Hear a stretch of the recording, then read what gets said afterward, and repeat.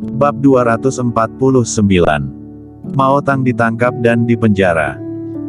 Rilan Tang, seseorang yang mementingkan harga diri lebih dari apapun, demi keluarga Tang, dia menundukkan wajah dan harga dirinya, dan berlutut di depan Jordan Liu yang hanya seorang junior. Dia hanya ingin menjaga keluarga Tang tetap aman. Namun, ini hanya metode Jordan Liu untuk mengejek keluarga Tang. Wajah Rilan Tang pucat pasi. Orang-orang keluarga Tang diam.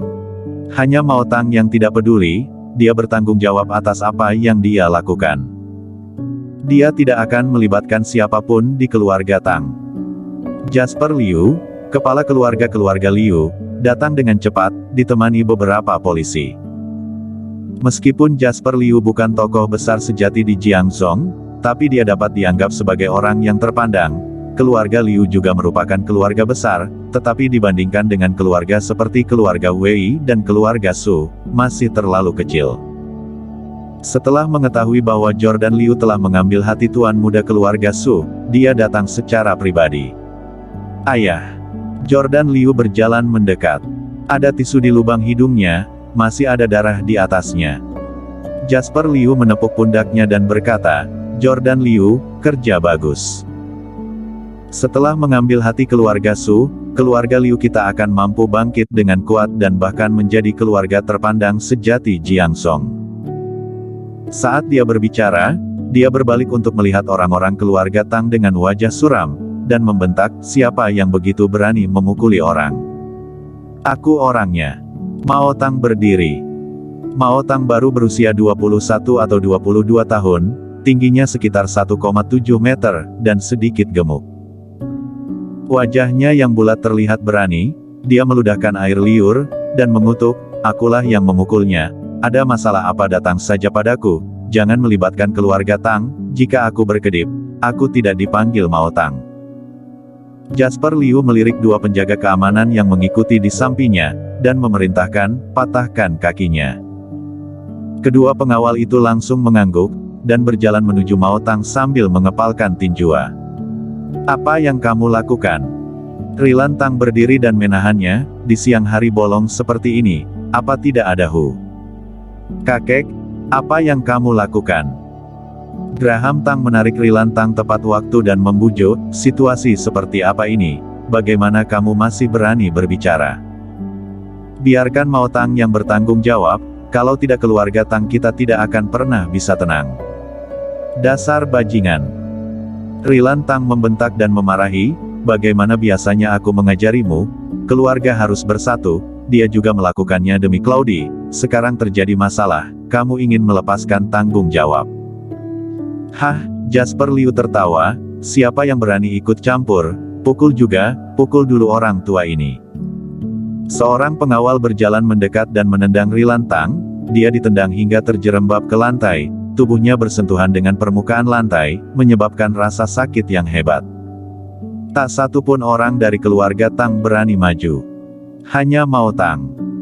Dia mengepalkan tinjunya dan bergegas, berteriak dengan marah, "Berani memukul kakekku, aku akan membunuh kalian. Pukul dia."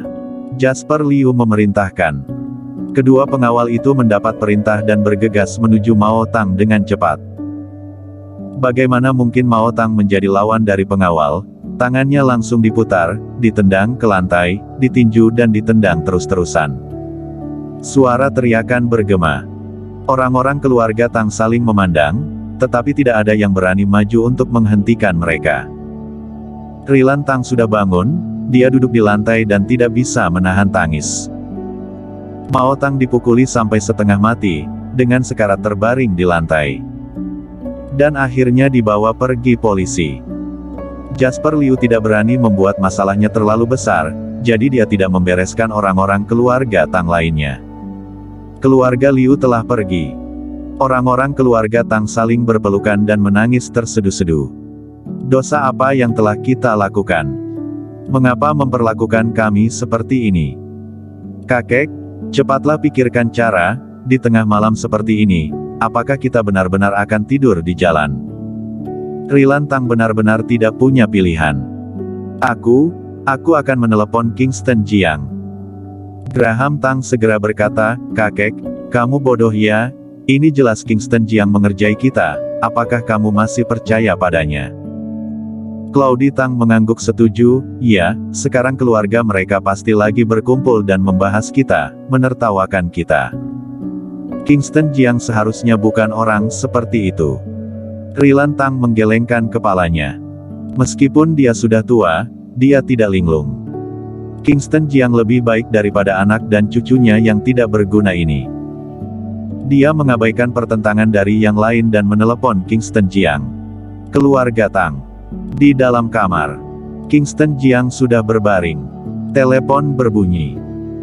Dia berdiri dan bangkit, mengangkat telepon di atas meja, menemukan bahwa itu dari Rilan Tang, tanpa sadar mengerutkan kening, apakah terjadi sesuatu lagi? Dia menjawab telepon. Kakek, ada apa? Rilan Tang menelepon Kingston Jiang dan menceritakan kisah itu sekali lagi. Begitu. Tunggulah di pintu Brilliant Hotel, aku akan ke sana segera. Kingston Jiang menutup telepon dengan wajah suram. Klu Tang, yang sudah berbaring di tempat tidur, bertanya, ada apa? Apa yang terjadi? Kingston Jiang mengenakan pakaiannya sambil berkata, sesuatu terjadi di pihak kakek, aku akan memeriksanya, kamu tidur saja dulu. Aku akan pergi denganmu. Klu Tang juga berbalik dan bangkit. Kingston Jiang melambaikan tangan dan berkata, tidak perlu, aku bisa pergi sendiri, ini hanya masalah kecil. Baiklah, kalau begitu kamu hati-hati.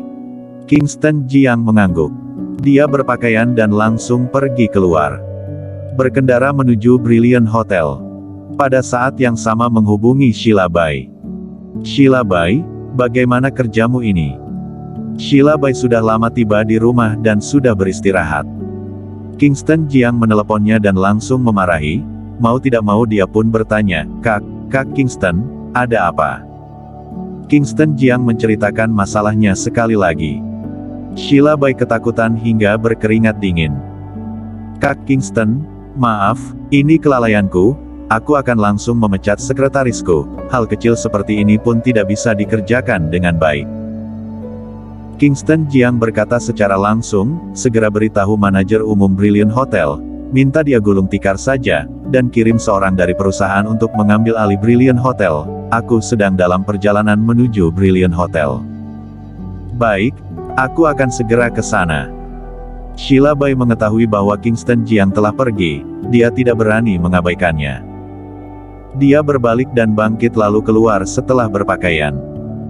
Ketika dia keluar rumah, dia dengan cepat menelepon kantor pusat perusahaan New Generation dan meminta kantor pusat untuk mengatur seseorang untuk datang mengambil alih Brilliant Hotel.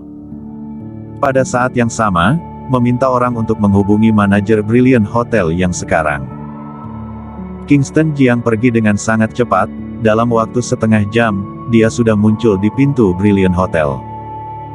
Tidak jauh dari hotel, di samping pagar pembatas hijau di sisi jalan, semua orang-orang keluarga Tang sedang duduk di sini. Kingston Jiang memarkir mobil dan turun. Melihat Kingston Jiang, orang-orang keluarga Tang yang lesu tiba-tiba menjadi energik. Sekelompok orang itu datang dan langsung memaki Kingston Jiang. Kingston Jiang tahu orang macam apa keluarga Tang itu, dia juga tidak repot-repot meladeni mereka. Dia datang langsung ke samping Rilan Tang dengan ekspresi minta maaf, kakek, maafkan aku, masalah ini adalah kelalaianku, aku sudah menanganinya, dan manajer hotel akan segera datang. Kingston Jiang, apakah kamu datang ke sini untuk menertawakan kami? Graham Tang menunjuk hidung Kingston Jiang dan mengutuk, manajer hotel apaan? Kamu pikir kamu siapa? Hanya seorang menantu pungut yang tak berguna. Cukup. Rilan Tang membentak, memarahi, bisakah kamu berhenti? Graham Tang barulah diam. Sampai sekarang, Rilan Tang hanya bisa memilih untuk percaya pada Kingston Jiang. Mukanya penuh rasa terima kasih, maaf malam-malam begini masih merepotkanmu. Kingston Jiang melambaikan tangan dan berkata, tidak apa-apa, tunggulah sebentar. Dia dan keluarga Tang menunggu di luar hotel. Manajer umum Brilliant Hotel bernama Trio Wang, setelah dia berguling di kasur dengan seorang model cantik, dia kembali menyalakan ponselnya. Setelah beberapa saat, dia sudah menerima telepon. Pergi ke hotel segera, hubungi semua staf manajemen hotel, dan adakan rapat. Ini adalah telepon dari kantor pusat New Generation. New Generation mengakuisisi Brilliant Hotel, tetapi tidak mengumumkannya ke publik. Sekarang dia adalah satu-satunya yang tahu bahwa hotel tersebut telah diakuisisi, dan karyawan hotel yang lain sama sekali tidak mengetahuinya. Trio Wang melihat waktu. Ini sudah jam 1 dini hari. Untuk apa tengah malam begini mengadakan rapat? Namun, dia tidak berani mengabaikan. Menghubungi Departemen Personalia Hotel dan meminta Departemen Personalia memanggil manajemen hotel untuk rapat dalam waktu setengah jam. Dia juga mulai berpakaian, dan setelah selesai, dia bergegas ke hotel dengan cepat. Bersambung.